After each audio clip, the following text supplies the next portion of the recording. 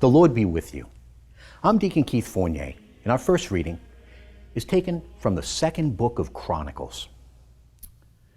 After Jehoiada's death, the officials of Judah came to pay court to the king, and the king listened to their advice, and they abandoned the Temple of Yahweh, God of their ancestors, for the worship of sacred poles and idols. Judah and Jerusalem incurred wrath because of this guilt of theirs. He sent their prophets to lead them back to Yahweh. These put the case against them, but they would not listen. The Spirit of God then invested Zechariah, son of Jehoiada the priest. He stood up before the people and said, "God says this, why transgress Yahweh's commands to your certain ruin? For if you abandon Yahweh, he will abandon you." They then plotted against him, and at the king's order, stoned him in the court of the Temple of Yahweh. Thus King Joash, forgetful of the devotion which Jehoiada, father of Zechariah, had displayed on his behalf, murdered his son, who cried out as he died, "Yahweh will see this and avenge it." At the turn of the year, the Aramean army made war on Joash. When they reached Judah and Jerusalem, they massacred all the nation's government officials and sent all their booty to the king of Damascus.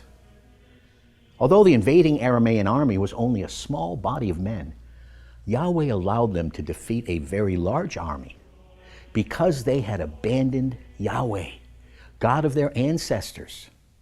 Thus, they executed judgment on Joash. After they had retired, for they left him seriously wounded, his own retainers plotted against him to avenge the blood of the son of Jehoiada the priest and murdered him in his bed.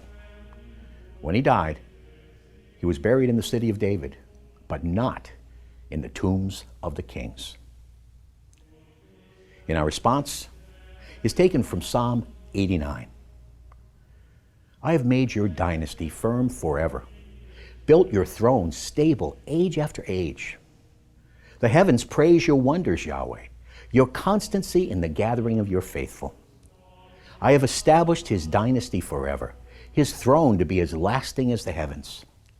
Should his descendants desert my law and not keep to my rulings, should they violate my statutes and not observe my commandments, then I shall punish their offenses with the rod, their guilt with the whip.